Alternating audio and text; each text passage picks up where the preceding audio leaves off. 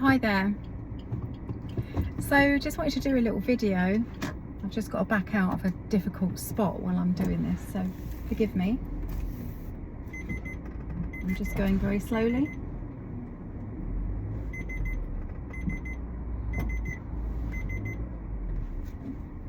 You're gonna let me out?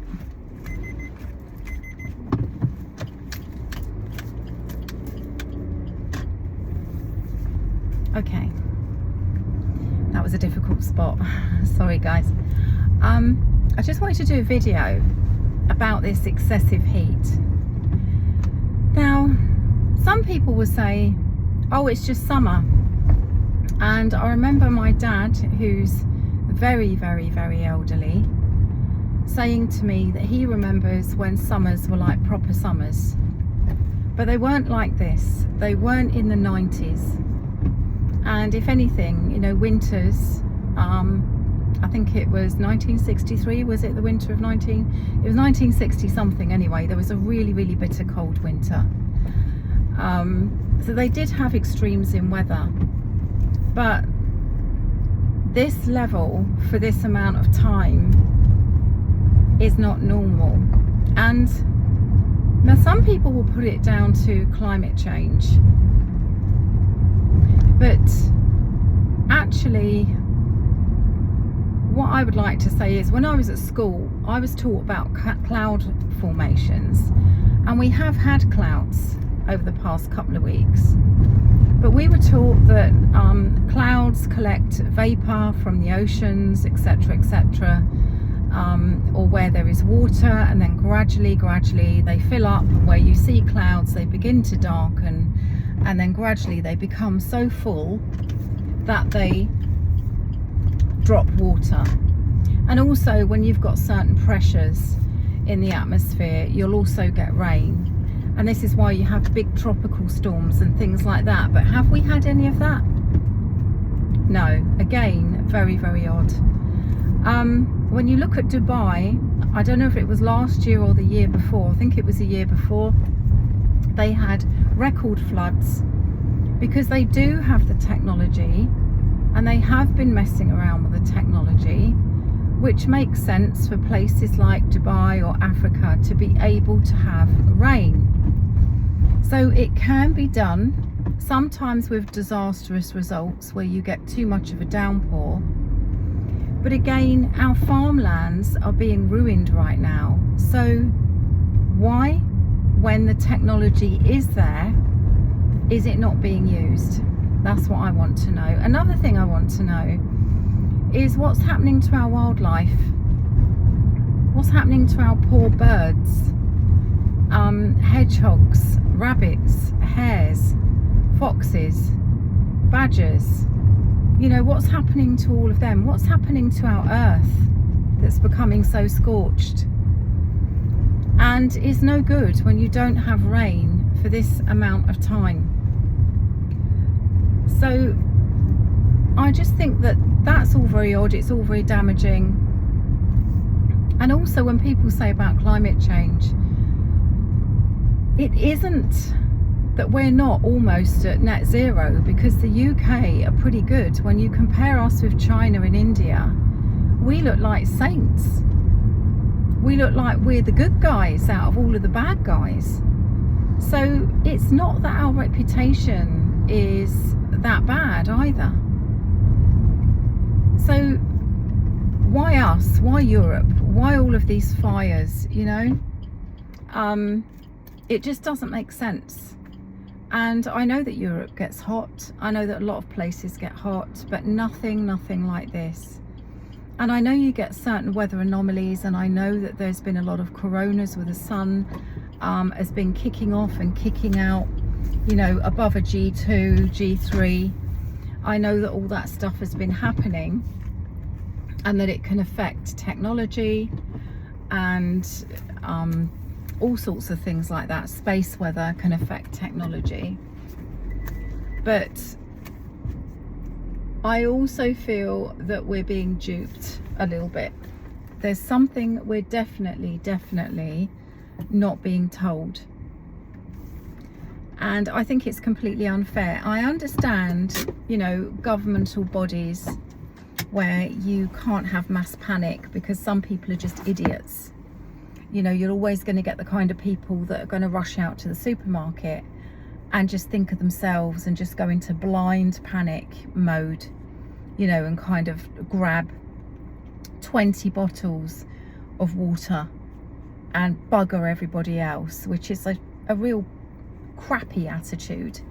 But that's down to the supermarkets. Actually, I think it's their responsibility to be a bit more grown up and less greedy about things and a bit more mature. And just, you know, if that was the situation, customers would have tokens, and you would, if it got really bad, you'd have to have some kind of card to show, not a digital thing. No way. Because once we go down that route, whether it's for survival or not, if that was the case in the future, you're basically being herded behind a gate, that once that gate is shut behind you, you're finished, because you're going to be shepherded for the rest of your life. You're going to be treated like a number for the rest of your life. Your a digital ID that will be knitted into the process of biometrics, and eventually you will lose part of your own biology, because, you know, it'd be, oh, why don't you have improved eyesight? Why don't you have improved brain rewiring, or why don't you have this? Why don't you just have that? It's so convenient. And I can see it being sold to the young and the naive and those that aren't wise, those that have had no life experience, those that don't know too much about human nature, and the darker side of human nature. And I'm not being fearful. I'm just being insightful and deciding now what is my yes and what is my no. Because I don't recall voting so far for things that are going on here. And I should imagine there's a lot of people out there that are thinking the same thing. It feels as if there's a hierarchy whereby there are certain people in the world that can have anything, do anything, be anything, because they've got that much money, and it's running into the trillions for some people. And that is true. Even billions is more than I could ever spend in a lifetime. I'd be happy, you know, with a couple of million. I think most of us would, and I think it's doable now, with the sheer amount of money that some people have. And there's no excuse actually for anyone anywhere in the world not to have food, shelter, water, clothing, heating or cooling systems. We're in the 21st century. There's no excuse. We've got the tech. It's just greed. It's people that just don't want to share, and it's egos, and it's game playing all the time. And I would have thought we'd have evolved past this stage by now. It's crazy that we've got so many immature people about who are still living in so much fear that they're actually making the world a very difficult place to be for the rest of us. But coming back to the weather, this could be solved. I know that this could be solved. We do have the technology. Do you honestly think that the likes of the government, etc., would share the tech and the breakthroughs and the recent stuff with us, with the likes of you and me? No, they wouldn't. I reckon the AI on my phone is child's play compared to what is available out there for other people that are probably a lot more cleverer than me in one way or another. But they don't have my personal experiences. They don't have my personal wisdom, my insight, and me as a watcher, because that's how I feel I am. I'm observing what's going on, and, you know, I give feedback. I give feedback to what I believe is my creator. And you might think that sounds nuts, but, you know, I kind of meditate and I give feedback. This is what I'm seeing. This is what I'm experiencing. You know, is it real? Is it not real? And it's interesting. It's interesting to watch your own thoughts and your own experiences throughout the day. It's very, very interesting indeed. But anyway, guys, it's just food for thought. Let me know what you think. You might think what I'm saying is ridiculous. I strongly, strongly feel that it isn't.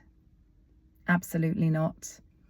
You know, people say, you know, maybe 20 years ago, 25 years ago, people would say, well, the internet, you know, talking on a phone, talking on a device you can hold as big as your hand, that's never going to be possible. Well, it is, you know. There's technology out there, believe you me, that is definitely possible. And it's growing exponentially day by day by day. Anyway, so yes, rain could come. Maybe we all need to do a rain dance. Anyway, take care everyone. Bye.